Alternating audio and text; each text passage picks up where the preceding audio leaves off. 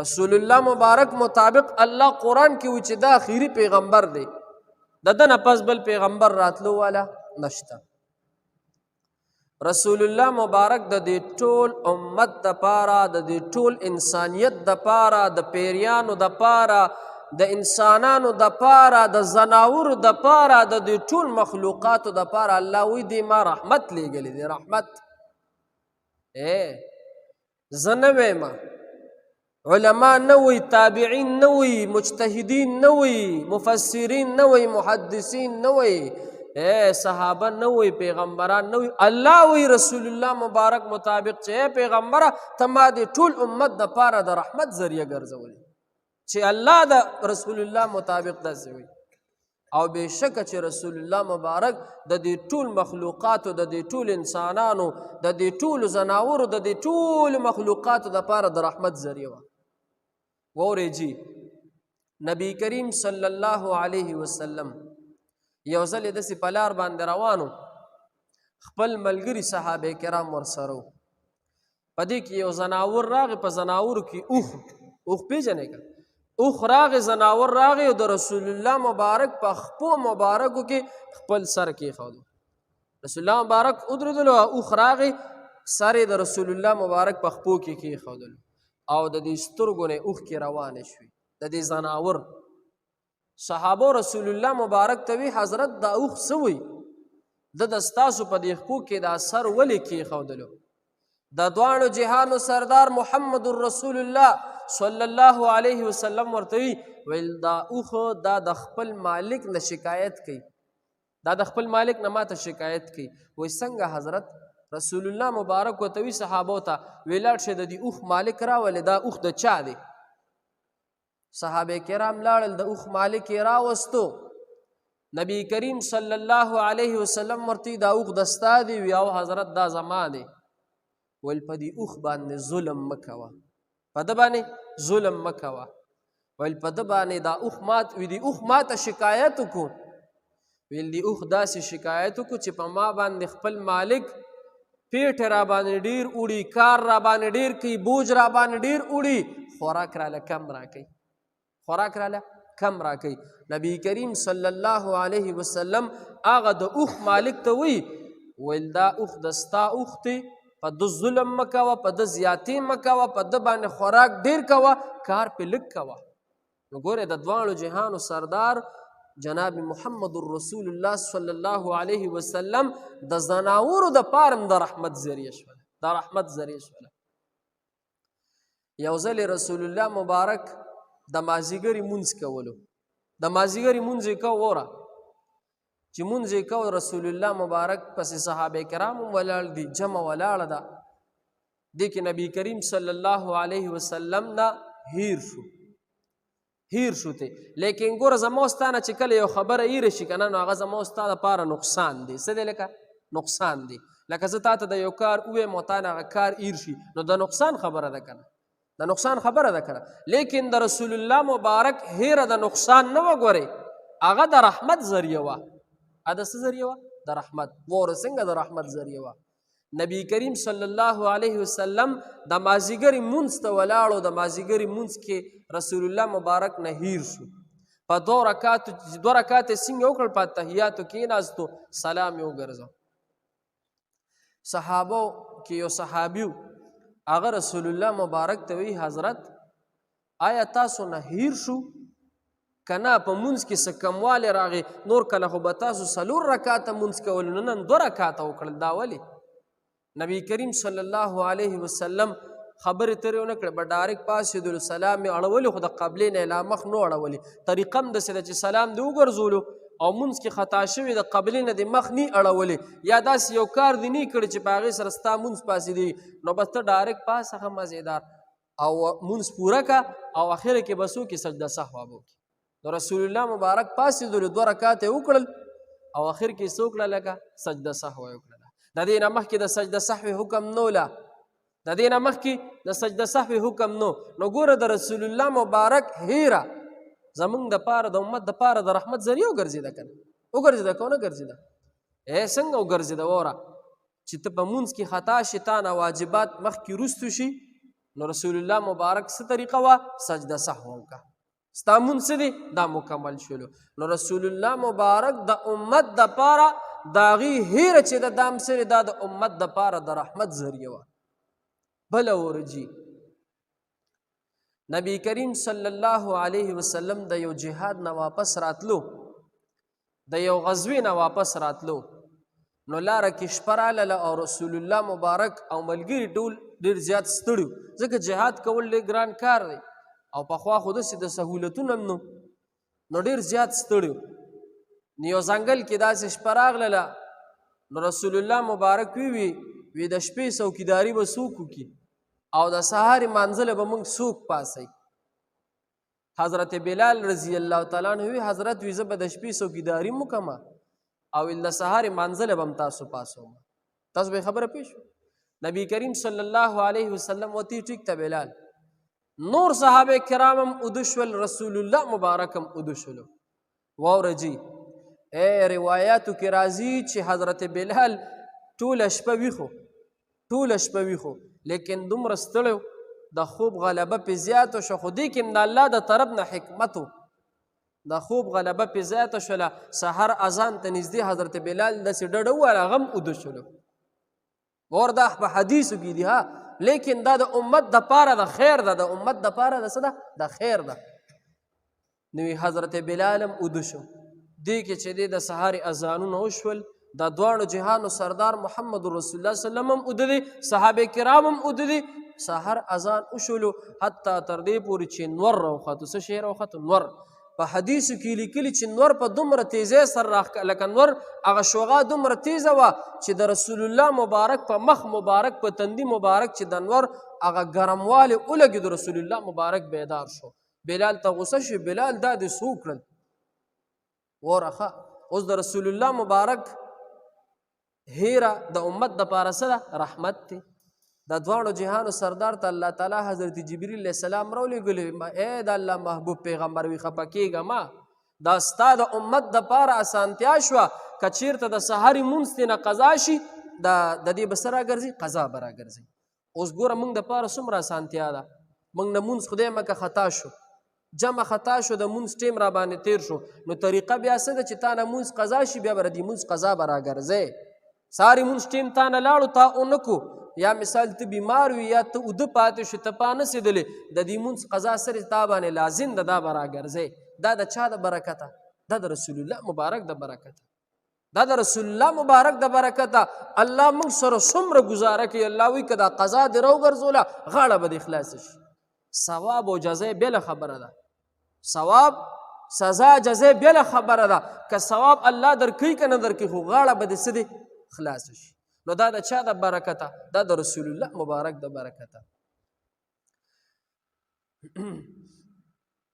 نبی کریم صلی الله علیه وسلم ته حضرت جبریل علیه السلام براتلو او حضرت جبریل علیه السلام د الله تعالی په فرشتو کې مقربه فرشته ده مشهوره فرشته ده حضرت جبریل علیه السلام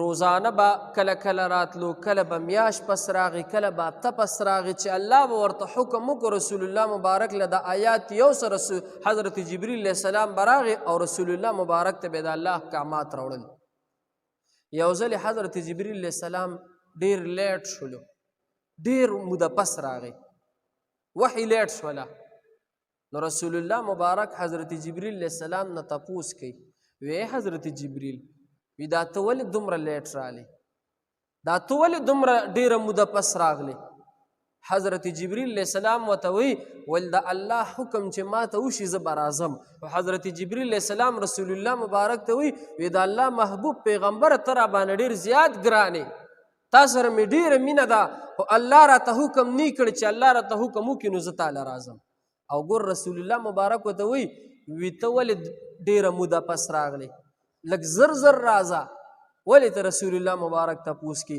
حضرت جبریل علیه السلام د چا د طرف نه راتلو الله د طرف نه به راتلو د رسول الله مبارک د الله سره ډېره مینه وه چې حضرت جبریل علیه السلام ماله راځي د الله احکامات ماله راوړي او د الله تعالی د خپل محبوب نبی کریم صلی الله علیه وسلم سره ډېره مینه محبت د رسول الله مبارک راتګ د زنانو د پاره د رحمت ذریعہ، د زناورو د پاره د رحمت ذریعہ، انسانانو د پاره د بوډاګانو د پاره د رحمت ذریعہ، د ځوانانو د پاره د رحمت ذریعہ، د زنانو د پاره د رحمت ذریعہ، د پیریانو انسان حتی تر دې پورې چې شیطان ابلیس نه دی، ابلیس د ابلیس د پاره هم د رحمت ذریعہ ګرځېدلی. وی څنګه؟ ابلیس خو زمونږ د ټولو دشمن دی که نه؟ زمونږ د ټولو دشمن دی، ازلی دشمن دی زمونږ د ستاسو. کله چې ابلیس د الله حکم ونه منلو، د الله د حکم تعمیل ونه کو، د الله د حکم تابعداري ونه کړله، الله تعالی ابلیس ته وی، شیطان ته وی اوزره دی جنت نه وځه، دی رټلی شوي او مردود څه دی دا شیطان راغلی دی دنیا ته. نو چې کله د وره حضرت آدم علیه السلام ته چې د ابلیس سجده ونه کړه که نه، نو د شیطان سزا څه وه؟ یو خدا چې دی د جنت نه راوویستلو. دویمه سزا څه ده؟ هغې وخت نه الله تعالی فرشتې مقرر کړي د ابلیس دپاره، د شیطان دپاره چې روزانه به دا ابلیس په دې دواړو مخو به یې وخو. چا به وخو؟ فرشتو به وخو د الله په حکم سره. یو مخ باندې به مضبوطه څپېړه فرشتې، په بل مخ به هم ترې مضبوطه څپېړه چا ویستله؟ لکه فرشتو به ترې ویستله. ځکه ما سهار چې دا حدیث مبارک وکتلو واوره که نه انشاءالله، چې ګوره ابلیس یوه سجده ونه کړه، فرشتو د هغه وخت نه وخلو چې د کوم وخت نه الله تعالی حضرت آدم علیه السلام پیدا کړلو، الله تعالی فرشتو ته حکم وکړو چې تاسو آدم علیه السلام ته سجده وکړئ. ابلیس یوه سجده نه وه کړې، یوه سجده. او څومره لعنت او څومره مردود شلو، او فرشتو یې لګیا دي د الله په حکم سره دا ابلیس وخي په دې مخونو وخي. دا ابلیس یوه سجده نه وکړي چې دا امتیان په دې ورځ کې دا یو مونځه، دا دوه مونځه، دا درې مونځه چې دوی دا دومره سجدې نه کړي چې دوی ته به څه میلوي. الله دې رحم وکړي. د دې دپاره به لا څنګه سجده؟ هغه یوه سجده نه وکړي ابلیس. او موږ او تاسو چې دی په ورځ کې دوه مونځه قضا، پنځه مونځه قضا، ټول مونځونه قضا، سنت قضا، فرض قضا، واجب قضا، بیا یې راګرځوي هم نه، اړو پروا هم نه کوي چې ما نه مونځ قضا شو. الله دې رحم وکړي. نو یو ځلې ابلیس الله ته زاری او مینت یې وکړو. څنګه زاری مینت یې وکړو؟ دا ګورې د حدیثو خبرې دي ښه. شیطان الله ته زاری وکړه، الله ته مینت وکړو، وی یا الله ته چې وی چې جناب محمد رسول الله صلی الله علیه وسلم د ټول انسانیت، د ټول مخلوق، د دې ټول عالم دپاره رحمت دی. نو دا ابلیس الله ته وی یا الله په دې عالم کې خو زم موجود یم که نه، په دې دنیا کې زم موجود یم، زما دپاره هم د رحمت ذریعه ده. الله ورته وی بالکل د دواړو جهانو سردار محمد مصطفی صلی الله علیه وسلم وی ستا دپاره هم د رحمت ذریعه ده. چا ته وی؟ لکه شیطان ته وی، ابلیس ته وی. ابلیس وی یا الله زما دپاره به څنګه د رحمت ذریعه؟ الله ورته اوسه پورې درله فرشتو په دې دواړو مخونو باندې څپېړې درکولې. ای ابلیسه اوس به درله صرف په دې یو مخ څپېړه درکوي، د یو مخ څپېړه تا ته د جناب محمد رسول الله صلی الله علیه وسلم د برکته معاف شوه. د شیطان دپاره هم د رسول الله مبارک راتګ د رحمت ذریعه ګرځېدلی.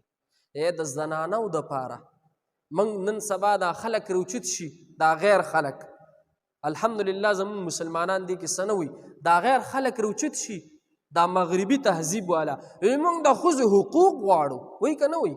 یا دا ښځې په د اسلام آباد کې روزي، موږ لانګ مارچ کوو، موږ له خپل حق راکې، موږ د خپلو حقوقو دپاره راوتي یو. ښځو له چې رسول الله مبارک کوم حق مقرر کړی دی که نه، داسې په یو دین کې هم د ښځې حق نشته. څنګه؟ د رسول الله مبارک د راتګ نه مخکې، د هغې د تشریف آورۍ نه مخکې د ښځې هېڅ حیثیت نه وګورئ ښه، هېڅ حیثیت نه. چې کله به ښځه به چې کله به بیماره شوله، ماهانه چې په دې ښځو کومه بیماري راځي، نو زمونږ شریعت څه وایي؟ چې ښځه بیماره شوله، کور کې دي، تاله د روټۍ هم پخوي، تاله د چای هم پخوي، تاله د جامې هم مینځي، تاله د هر څه کوي، دا د شریعت حکم دی. لیکن د جاهلیت په زمانه کې چې به ښځه داسې بیماره شوه، په ځنګل کې به یې بندي کړه، ځنګل ته به یې بوتله، هلته به یې وتړله، هلته به یې وتړله، دا د ښځې حیثیت و. هلته به یې وتړله، خوراک څښاک به یې له څنګه ورکو، دا کتابونه لیکلي دي خوراس کاک پې ورله داسې ورکو دا خپل خاوندان دا خپل بچي به ورته نه نږدې کېدل داسې به ورکو یو غټ راشپیل غوندې به یې جوړ کړو که تاسو په دې ګاڼۍ کې خیال کړي غټ دغه غوندې هغه خیرې چې پرې راټولي دقسې یو غټ راشپیل به یې جوړ کړو د هغې د سر د پاسه به ورته خوراک ایښودو داسې لارې نه به یې دې ښځې ته ورویشتلو خو چې کله د دواړو جهانو سردار محمد مصطفی صلی الله علیه وسلم راغی د هغې تشریف آوري وشوله رسول الله مبارک وایي چې دې ښځو سره ظلم مه کوئ رسول الله مبارک وایي دا ښځې د ستاسو ښځې دي همغه ښځې دي تاسو ښځې دي د دې نان نفقت تاسو باندې واجب ده رسول الله مبارک وایي دا په خپلو کورونو کې ساتئ رسول الله مبارک وایي رسول الله مبارک وایي د دې ښځې جامه پیزار دا په خاوند باندې ده رسول الله مبارک وایي رسول الله مبارک وایي چې دې ښځې ته د خاوند په میراث کې هم حصه به میلاویږي رسول الله مبارک وایي دې ښځې ته به د مور پلار په مال کې به هم حصه میلاویږي دا چا ویلي رسول الله مبارک ویلي ښځو ته او رسول الله مبارک وایي چې ښځه ذات د ستا مور د دواړو جهانو سردار وایي ویل د دې مور په خدمت سره به تعالی الله جنت درکوي د دې مور د خپو لاندې جنت دی د خپو لاندې جنت څه مطلب چې ته د دې مور خدمت وکړې قدر او عزت یې وکړې الله به تعالی جنت درکوي د دواړو جهانو سردار محمد مصطفی صلی الله علیه وسلم وایي که د ستا خور د خور وایي ته به د خور په نظر باندې ګوري که د ستا ترور ته به د ترور ته د ترور په نظر باندې ګوري ترور په مثل د مور وي دا حکم د چا دی د رسول الله مبارک حکم دی دا ټول برکات د رسول الله مبارک دي د دواړو جهانو سردار په دې میاشت کې تشریف آوري شوې ده وورئ جي دې خبرې ته لږ ویښ کښېنئ یو کتاب کې مې کتل رسول الله مبارک چې لا دنیا ته راغلی نو تشریف آوری د رسول الله مبارک شوې نه وه د رسول الله مبارک پلار عبدالله صاحب لا وادم نو کړی خبره پوهېږئ لا وادي نو کړی د رسول الله مبارک پلار عبدالله صاحب یو ځلې داسې ځنګل ته ګډې چیلې او اوښانې بوتلي د سرن دپاره نو عبدالله صاحب اوښان سرول سات پس پکې ناستو د الله عبادت به کو د ابراهیم علیه السلام په دین باندې هغوی هغې د چا په دین د ابراهیم علیه السلام په دین باندې عبادت به وکړو لږ سات پس نو عبدالله صاحب د سرن دپاره چې تلو که تاسو خیال کړي سرن دپاره چې څوک څاروي بوزي چوکه وسرئ دقه شانتې د سره ملاس کې یو چوکه وسرې وه یو لخته وسرې وه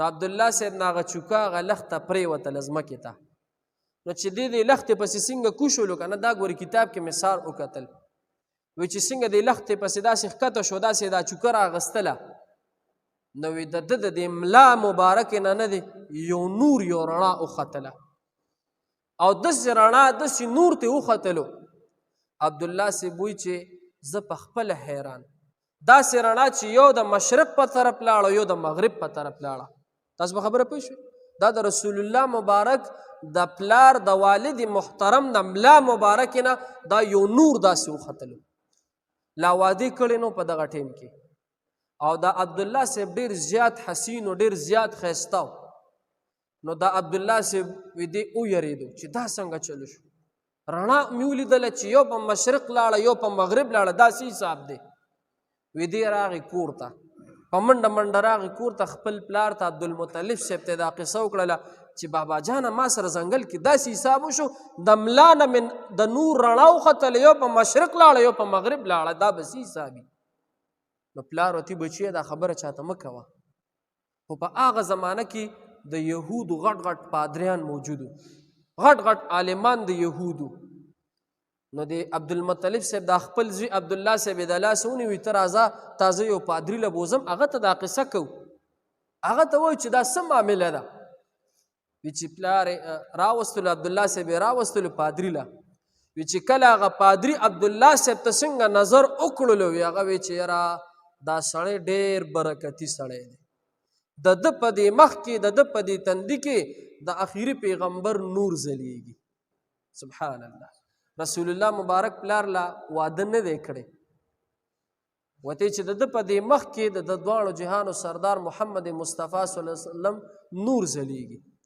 نو بیا ورته عبدالمطلب صاحب هغه پادري ته وایي چې د سر په ځنګل کې داسې معامله وشوله چې دی وایي زما د ملا نه یو رڼا وختله، داسې رڼا چې په مشرق لاړه او په مغرب لاړه، د دې به څه تعبیر وي، د دې به څه حکم وي؟ نو هغه پادري ورته وایي چې د دې بچي د ډېر حفاظت کوه. وی چې ولې؟ ویل د ده نه به الله تعالی اخیری پیغمبر جناب محمد رسول الله سلم به الله پیدا کړي. ویل بیا به عبدالله او د عبدالله صاحب ډېر زیات حسینو، د یهودو ډېرې زنانو به دا غوښتل چې موږ د ده سره واده وکړو، موږ د ده سره نکاح وکړو. لیکن بیا عبدالله صاحب ته په نکاح باندې حضرت آمینه رضی الله تعالی عنها هغې ورته بیا څه دي په نکاح کړله، او د حضرت آمینې نه الله تعالی د دواړو جهانو سردار محمد مصطفی صلی الله علیه وسلم الله تعالی پیدا کړل. رسول الله مبارک د ټولو پیغمبرانو نه وروستو راغلی په تشریف آوری کې، لیکن پیغمبري ورته کله میلاو شوې ده؟ د اول نه میلاو شوې ده. اوس درته دا ویم د اول نه څنګه میلاو شوې ده؟ ټیم څه دی لږه؟ ها بس اخیری خبره کو بیا خبر راټولو ده. خیره حضرت جبریل علیہ السلام به رسول الله مبارک لراتلو، حضرت جبریل علیہ السلام به رسول الله مبارک ته د الله تعالی احکامات راوړل. یو ځل رسول الله مبارک حضرت جبریل علیہ السلام ته وی اے جبریله دا راته ووایه چې د ستا عمر څومره دی؟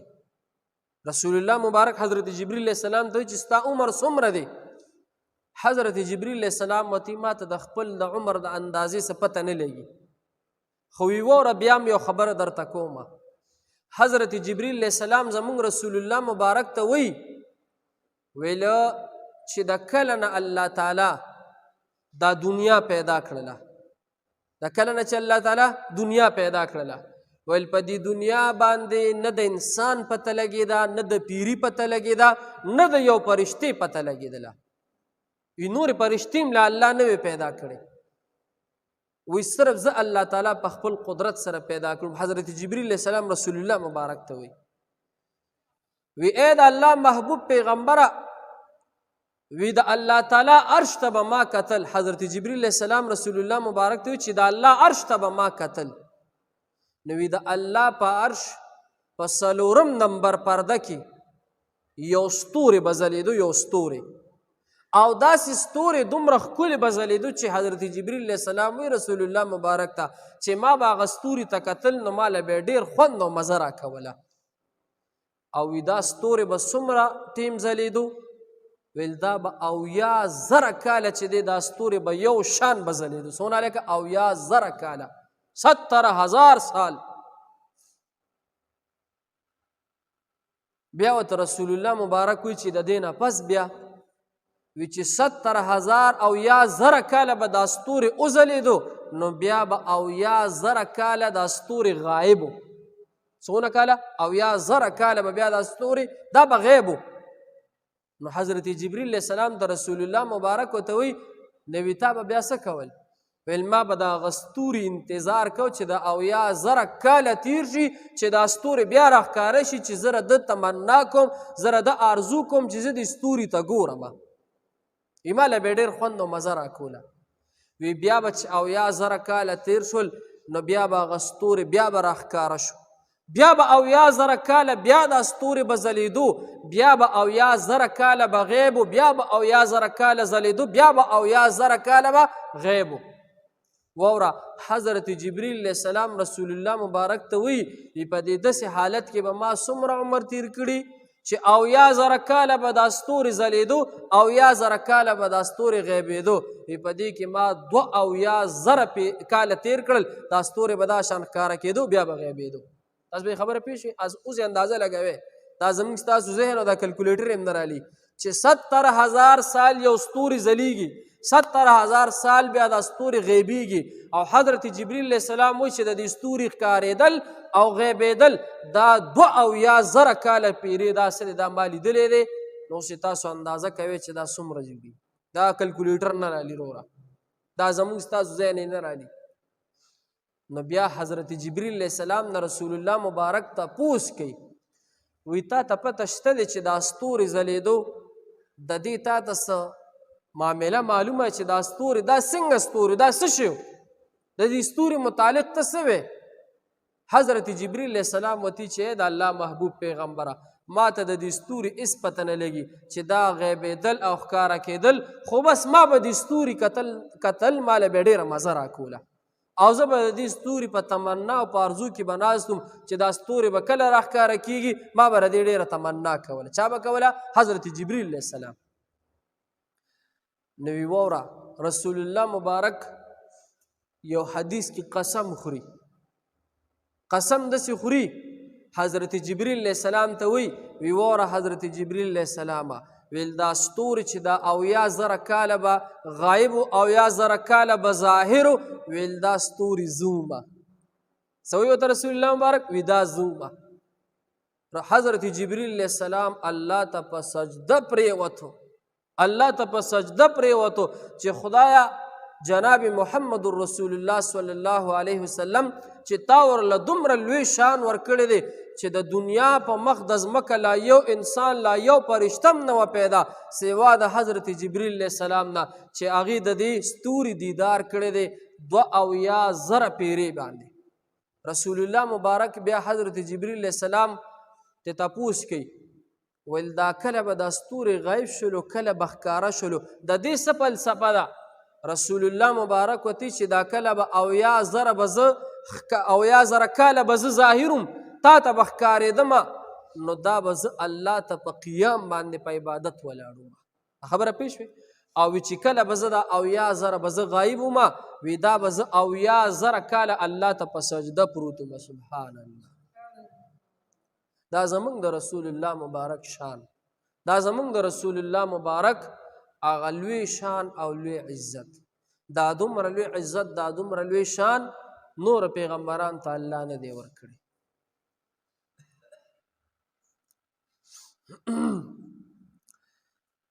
حضرت آدم علیه السلام نه چې کله خطا وشوله، خطا تې څه وشوله چې الله ورته په جنت کې وي ته دې اونې ته مه نږدې کېږه، هغه د هغه اونې نه خوراک وکړلو، الله ترې خفه شولو.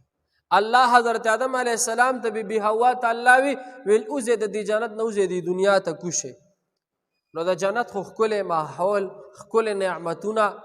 نو حضرت آدم علیه السلام چې کله دنیا ته راغی، دا حدیث مبارک په دې فضایل اعمال کې هم دا موجود دی، وی چې کله دې دنیا ته راکوشو حضرت آدم علیه السلام ووره نو وی حضرت آدم علیه السلام به ډېر زیات ژړل، ډېر زیات پې ژړل، او داسې په خوله باندې ژړا نه ده کړې حضرت آدم علیه السلام لکه څنګه چې موږ او تاسو په خوله باندې ژاړو، هغه به په زړه کې ژړل، د سترګو نه به یې اوښکې روانې وې خو په خوله به یې څه ویل نه، الله ته به یې ژړل. څوک وایي چې 40 کاله حضرت آدم علیه السلام الله ته ژړا کړه، څومره لکه 40 سال. ولې؟ چې زه د الله تعالی ولې د جنت نه را بهر کړم، شیطان ظالم ورته وسوسې واچولې، هغه ورته د دې اونې نه خوراک وکړي، حضرت آدم علیه السلام او بی حوا د اونې نه خوراک وکړو. خو دې کې د الله حکمت و، د الله تعالی په هر شیز کې حکمت وي. نو حضرت آدم علیه السلام چې ژړا کوله، په زړې ژړا کوله، د سترګو نه به یې اوښکې تللې، په خوله به یې څه نه ویل. یو ورځ یې د خولې نه یو خبره وختله. څه خبره یې وختله؟ ووره د خولې نه یې دا خبره وختله، وی یا الله د جناب محمد رسول الله صلی الله علیه وسلم په وسیله مې توبه قبوله کړي. څه سوال یې وکړو؟ یا الله د جناب محمد رسول الله صلی الله علیه وسلم په برکت د هغې په وسیله مې دا توبه قبوله کړي، زما دا خطا ماته معاف کړي. اور حضرت آدم علیه السلام په مخ د ځمکه ډومبې انسان، ډومبې پیغمبر رسول الله مبارک لا دنیا ته نه دی راغلی. حضرت آدم علیه السلام نه پس څه د پاسه 100,000 څه د پاسه 40,000 کم و بیش پیغمبران د هغې سلسله به چلېدل، هغې نه پس به رسول الله مبارک به راتللو. لیکن حضرت آدم علیه السلام الله نه دا سوال وکړو، یا الله د محمد رسول الله وسلم په برکت سره د هغې په وسیله سره زما دا خطا، زما دا توبه قبوله کړي. الله ورته وحی راولېږله، فرشته راله حضرت آدم علیه السلام لا ورته وی ته جناب محمد رسول الله صلی الله علیه وسلم څنګه پیژنې؟ ته څنګه پیژنې؟ حضرت آدم علیه السلام ورته وی فرشتې ته چې الله ته مې دا منت زاری وکړه چې جناب محمد رسول الله صلی الله علیه وسلم زه نور پیژنم نه، خو صرف د دې وجې نه مې پیژندلې چې په کوم وخت کې زه په جنت کې وم. حضرت آدم علیه السلام وایي چې کوم وخت کې زه په جنت کې وم نو په جنت کې د نور یوه تخته لګېدلې ده او د هغه نور په تخته باندې دا کلمه لیکلې شوې چې لا اله الا الله محمد رسول الله، دا کلمه لیکلې شوې ده. نو حضرت آدم علیه السلام فرشتې ته وایي چې الله ته دا منت زاری وکړه زما د طرف نه چې یا الله په جنت کې خو لا اله الا الله دا ستا نوم شلو، دا څه ستا نوم شلو، او محمد رسول الله دا به د ستا یو خوږ بنده وي، دا به د ستا یو محبوب بنده وي چې تا په جنت کې د خپل نوم سره د هغه نوم مبارک لیکلی دی. بیا ورته چې فرشته لاړه الله ته، الله فرشتې ته وایي ای فرشتې لاړ شه حضرت آدم علیه السلام ته ووایه چې ای آدم الله وایي که ته مې نه وې پیدا کړې جناب محمد رسول الله که مې نو پیدا کړې ته به مې نه وې پیدا کړې. او بیا ورته الله وایي چې دې حضرت آدم علیه السلام ته ووایه که دا جناب محمد رسول الله مې نو پیدا کړې دا دنیا دا ځمکه اسمانونه دا هېڅ شی به مې نو پیدا کړي، د هغه د برکته الله تعالی دا دنیا دا ځمکه اسمانونه دا هر یو شی د چا د برکته؟ د رسول الله مبارک د برکته. او تاسو ته ما اول نو ویل چې ګوره موږ په دنیا کې که مزې کوو، که موږ خوراک کوو، که موږ دا سارا کاږو، که موږ د دې نور نه فایدې اخلو، که موږ د دنیا د هر یو شیز نه پیدې اخلو، دا برکت ته چا دی؟ دا د جناب محمد رسول الله دی. نو رسول الله مبارک تابعداري پکار ده او کنه ده پکار؟ پکار ده کنه؟ بالکل پکار ده. الله وایي چې څوک زما سره مینه کول غواړي، موږ ټول له پکار دي چې د چا سره مینه وکړو؟ الله سره. الله سره. الله وایي چې څوک زما سره مینه کول غواړي زما د پیغمبر تابعداري وکړي، الله وایي زه به تاسو سره مینه وکړم. قل ان کنتم تحبون الله فاتبعوني يحببكم الله. الله وایي چې تاسو ما سره مینه کول غواړئ زه به تاسو سره مینه وکړم، خو په طریقه د چا؟ د رسول الله مبارک. الله وایي تاسو زما د محبوب پیغمبر طریقې په خپل ځان کې راولئ، زه به له تاسو سره څه د مینه محبت وکړم. واورئ جي اخیری خبره، ټیم ډېر دی که لږ دی؟ 1 بجه ده، بس د اخیری حدیث مبارک هم بیا دعا کوو. د قیامت په ورځ به د رسول الله مبارک لوی شان، د قیامت په ورځ به د رسول الله مبارک په برکت سره به دا حساب کتاب شروع کیږي. واورئ جي د دې ربیع الاول په دې میاشت کې د ګل په ورځ رسول الله مبارک دنیا ته تشریف آوریم شوی ده، او بیا د ګل په ورځ رسول الله مبارک د ربیع الاول په دې میاشت کې ګوري د دنیا نه بیا تلیم دی. 63 کاله عمر رسول الله مبارک په دنیا کې تیر کړی، 63 سال عمر. زمونږ رسول الله مبارک دنیا کې څومره عمر تیر کړو؟ 63 سال. 63 کاله عمر رسول الله مبارک تیر کړی. او دا زمونږ عقیده او دا زمونږ ایمان دی چې جناب محمد رسول الله صلی الله علیه وسلم په خپل روزه مبارکه کې حیات دی. حیات څه مطلب؟ رسول الله مبارک په خپل روزه مبارکه کې څه دی؟ لکه ژوندی دی. دا زمونږ ایمان دی. په برزخی زندگی سره په جسد عنصري رسول الله مبارک په خپل روزه مبارکه کې څه دی؟ لکه ژوندی دی. صرف د دې دنیا نه الله تعالی هغې دنیا ته بوتلی، نو رسول الله مبارک ژوندی دی. رسول الله مبارک د خاطر خو الله دا دنیا پیدا کړې وه، نو چې جناب محمد رسول الله صلی الله علیه وسلم که مثال زمونږ استازو په شانتې مړ وي بیا به دا دنیا وي؟ نه، دا دنیا به هم بیا نه وي. دا خو د هغې برکت، د هغې دعاګانې. رسول الله مبارک چې کله وفات کېدلو، کله چې هغه وفات کېدلو، دا ډېره د درد واقعه ده او دا ډېر دردناکه واقعه ده. او موږ او تاسو د خپل پیغمبر نه مکمل ځان غافله کړی دی. موږ او تاسو د خپل پیغمبر د سیرت نه مکمل ځان په دنیا کې دومره ځان مشغوله کړی چې موږ او تاسو د خپل پیغمبر د سیرت نه خبر نه یو. موږ او تاسو د خپل پیغمبر د دعاګانو نه خبر نه یو. موږ او تاسو د خپل پیغمبر چې مو ته د پاره دومره جړاګانې کړي د هغې نه موږ خبر نه یو. یو مختصر حدیث ته زه وایم، رسول الله مبارک چې کله وفات کېدلو، کله چې وفات کېدلو د مرګ فرشته راله، حضرت جبریل علیه السلام د مخکې نه راغی. رسول الله مبارک ټیم پوره شو، د مرګ فرشته چې څنګه را دننه شوله، نو حضرت جبریل علیه السلام رسول الله مبارک ورته وایي چې دا د مرګ فرشته الله د طرف نه راغلی ده، زما په خیال جوړې ټیم پوره دی. د مرګ فرشتې رسول الله مبارک ته وایي د دواړو جهانو سرداره تا ته اختیار دی. پیغمبر ته ګورې دا اختیار به وخه د الله د طرف نه. موږ او تاسو ته ګورې اختیار نشته. موږ او تاسو چې ټیم پوره شي که نه مخې سره به څه دی بس بیا به مخې سره به بلې دنیا ته ځو. ګورې موږ او تاسو ته اختیار نشته. رسول الله مبارک له هغه د مرګ فرشته راغله وی حضرت تاسو ته اختیار دی که دنیا کې پاتې کېږئ نو هم د الله د طرف نه اختیار دی، که نه پاتې کېږئ هم د ستاسو خوښه ده. رسول الله مبارک ښي طرف ته حضرت جبریل علیه السلام ولاړو. د دواړو جهانو سردار حضرت جبریل علیه السلام د مخ واړلو وی د ستا څه رایه ده؟ حضرت جبریل علیه السلام ورته وی د الله محبوب پیغمبره الله تعالی د ستا په ملاقات دپاره ډېر په مینه دی. الله وایي چې ماله به د خپل پیغمبر کله راځي. الله تعالی ستا دپاره ډېر په مینه ناست دی. نو د دواړو جهانو سردار د مرګ فرشتې ته وی زه خپل کار دې شروع که ما نه دا روح واخله. روح چې ته علي واقعه ډېره اوږده ده، مختصر درته زه وایم. روح چې ته علي نو د دواړو جهانو سردار ته چې کله د مرګ فرشته را مخامخ شوله نو رسول الله مبارک د مرګ فرشتې ته ویله ما نه به روح هسې مخلي، د دې دنیا نه به ځم بلې دنیا ته به ځم، د دې دنیا نه به ځمه بلې دنیا ته. خو په دې دنیا کې چې زما څومره امتیان دي تر قیامته چې زما امتیان را روان دي د هغه ټولو امتیانو د مرګ هغه سخت هغه په ما باندې راواچوه. څوک ویل که رسول الله مبارک وایي تره د سخته برداشت کولی شي، تره د سخته برداشت کولی شي، لکه تره د سخته برداشت کولی شي. پلار د زوی سخته برداشت کولی شي؟ نه، زوی د پلار سخته نشي برداشت کولی، ښځه د خاوند سخته نشي برداشت کولی، خاوند د ښځې سخته نشي برداشت کولی. دا زموږ ښکلی محبوب پیغمبر محمد رسول الله صلی الله علیه وسلم وایي د مرګ فرشتې ته وی ما باندې د امتیانو د مرګ سختي راواچوه، په ما دې راشي خو چې زما امتیانو ته تکلیف نه.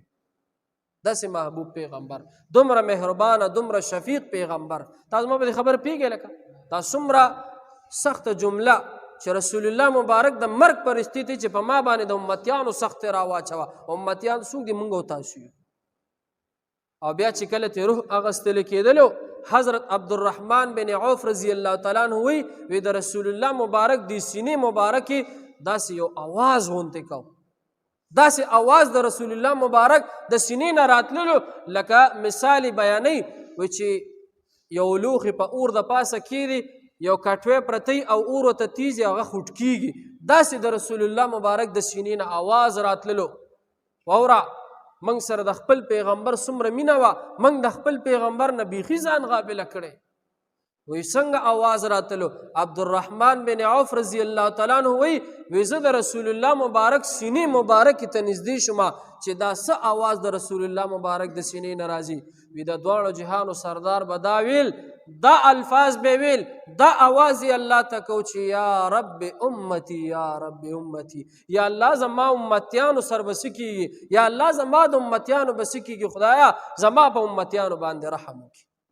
د مرګ پټین به څوک بل څوک نه یادي، د دواړو جهانو سردار موت یاد کړي. رسول الله مبارک زمونږ دپاره الله ته جړا کړې ده. موږ او تاسو د مرګ هغه ټیم خو لا لرې خبره ده، موږ یې داسې په زندګۍ په ژوندون هم رسول الله مبارک نه یادو. لہذا دا ګوره ډېره د نقصان خبره ده.